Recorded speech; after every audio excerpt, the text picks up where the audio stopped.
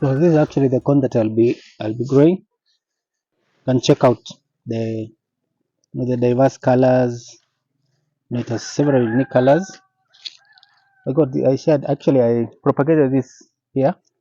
I got a few of these maize and I opted to grow this here. So now what I want to do now is plant some more. I need to propagate this so that I can get more seed. So that in future now, this is what I'll be growing. I'll no longer be doing the hybrid. So I want to switch completely to this heirloom variety. So I want to be getting, you can see how good the colorful colors, different colors, yeah, yellow, white, reddish, purple, several colors. So this is what I'll be growing.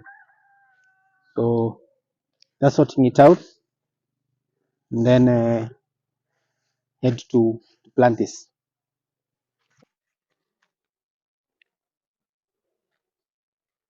So this is where I'm thinking of actually where I want to plant that corn, that heirloom corn.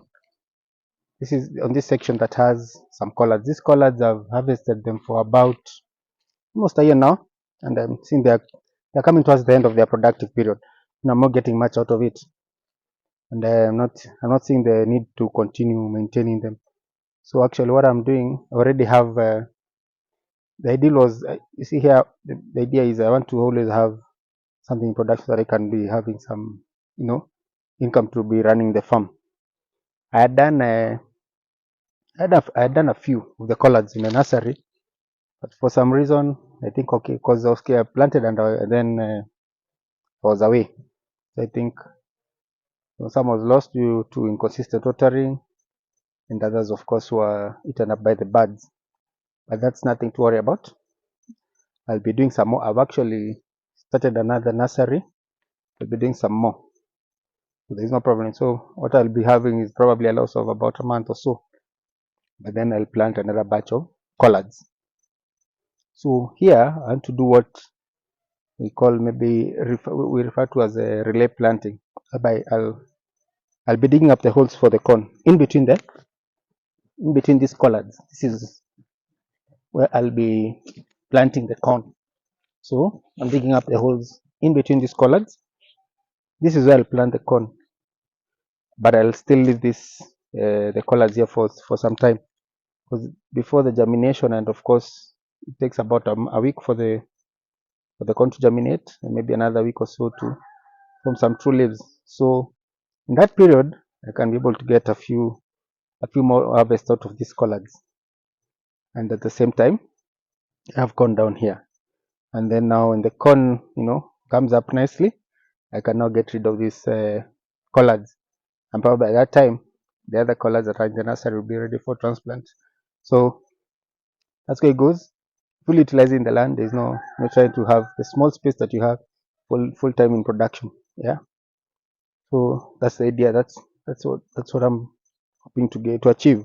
Yeah. So that's more like it. Let's continue with the holes. Just like that.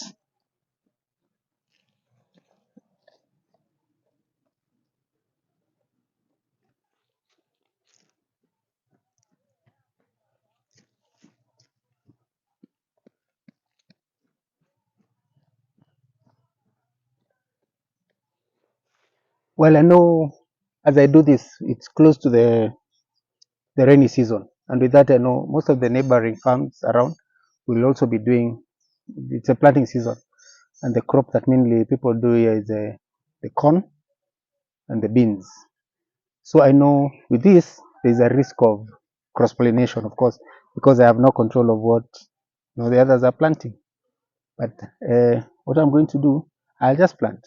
From what I've gathered is that some of these heirloom varieties are quite superior. As much as there could be the risk of cross pollination, I'll also still be able to get some of that, true variety. But also to protect that, because now I already have an irrigation system in place. Protect. What I also do is that I leave out some of the seeds that are now I'll be able to plant off season, yeah, under irrigation. when now no one else around is, who is doing the corn. But probably that I'll be able now to spread out and ensure that I don't I protect the risk of cross pollination. Because this I cannot completely control 100%, but I'm sure with that I can be able to continuously able to maintain that heirloom variety without having been cross pollinated with these other varieties that other farmers are growing. Yeah, so that's what I'll do this batch here, then probably a month or two off season now I'll do another batch, and now I'll be continuously doing this because now under irrigation I'm not I'm not following up. I'm not going to be following up the seasons, the patterns like the rest of the farmers. So I'll be planting continuously, and with that hopefully I'll be able to be getting the good out of the good. I'll be getting the good results out of it. So let's proceed. The holes, planting holes where I'll be doing the corn.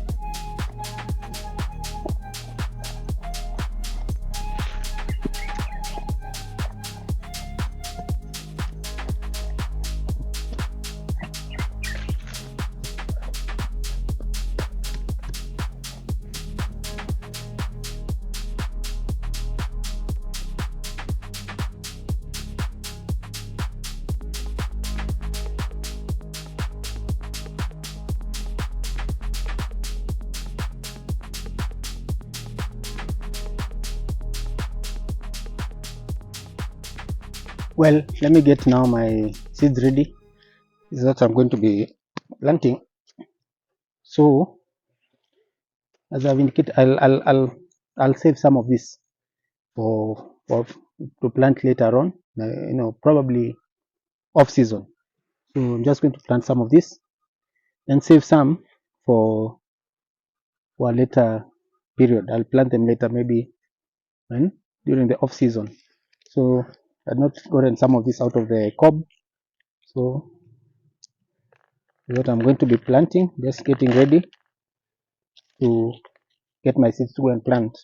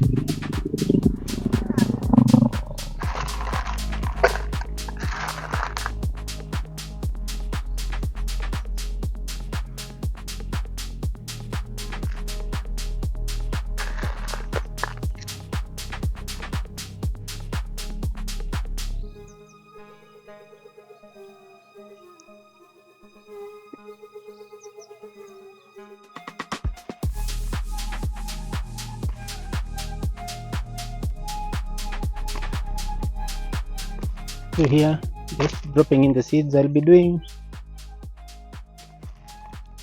2 seeds per hole. The spacing is quite good, so just slightly about a foot per from plant to plant. Because I'm not doing a large area, this will be sufficient. There will be enough light, and for obvious reasons, because most of the germination rate, but these are quite good. I'm hoping to get a good germination rate. Although I did not have enough time to soak, to break the dormancy, but I'm hoping I'll be getting a good germination. So that's it. Then 2 seeds per hole. Now it's just cover up, and get it started. As I said, we're expecting the rains soon. The rain season is just around the corner. But I want to give this a jump start irrigation, And now when the rains come, at least by the time the rain comes, the the maize will have germinated, and now that will actually, expedite the growth of speed up the growth of the corn.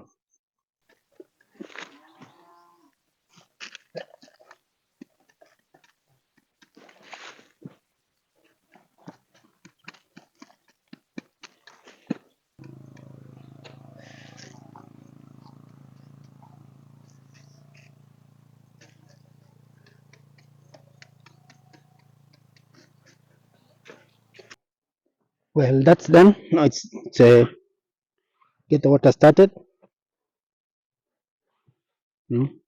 I use these mini valves for each and every bed, to be able to control the water.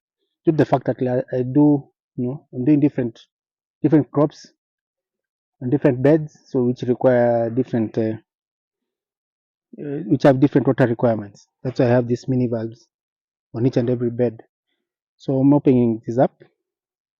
Now, one challenge that we face here is, see, the water source is I have 2 water sources from a well and from a river. So at times there is water the silt, some silt. Although we have a filter in place, so there's at times there are those fine particles that are able to get there through, and with that, with time, the drip emitters are blocked. So it's always good to check. We always keep constantly checking to ensure that if there are any drips that are blocked, I get open. But that simply you do is what I do is just simply by simply gently tapping on the emitter, and now it's able to release, to open up, to remove, to loosen up the seal that has blocked the emitter, and now the water is able to go through. Also, frequently also open up the end caps at the end, to get out the silt, the dirty water, and with that now you're able to get an even flow of water. If you don't check that, you'll be able to have uneven patches, some areas not getting the water, and that leads to uneven growth. Some plants might die out, especially it's crops that you've transplanted. They may easily die out because they're not getting enough water. So it's always good to check, to routinely scout. But of course, the ideal situation is to have, probably, if you're doing a drip, run water from a tank. Yeah, I'll slowly be getting there as well. Of course, the moment you have a limitation of resources, but you see, it's always good to work with what you have and not wait to have everything in place. So at the moment, working with what you have is at least I have the water. So now, the process of opening up this, and blocking the drips and all that, it's something I can work around. Slowly now, this will now generate and come up. I'll be able now to come up with a tank in place. That now probably have several layers of the tank. The initial tank receives the water, settles down. Now I pump it up to another tank, and now that what now delivers the water to the drip tapes. But for now, you work with what you have. Well, here we are, almost 3 weeks from sowing of the seeds of the corn. Is about exactly 18 days. You can see we got a very good germination rate. Most of the corn, the seeds germinated, and they're doing so well. The progress so far, so good. The progress is quite encouraging. So at 3 weeks, I'll be doing the first top dress with a fertilizer rich in nitrogen. so that now it can encourage vegetative growth, and with that we can have the crop coming up nicely. The rains seem to they are soon about to start. We at least we received the first rainfall, because up to this point it was been fully on under irrigation, and now we received the first batch of rainfall. And now once we do the top dress and the rains come in, this crop will come up very fast. As we were doing the relay cropping, these collards, I got one harvest. I think I'm done. I'm almost, I'm now ready to, get rid of this, because I've already now started transplanting another batch, a different portion. So this I'll be getting rid of the collards, so that now I can allow this corn now to, to grow here. So I'll be sharing with you an update of the progress of this corn. So consider subscribing if you have not subscribed, so that you can get to follow up on my future uploads on this crop and other crops that and other activities that I'm carrying out here at the farm. So thank you so much for watching. Till the next one, happy farming.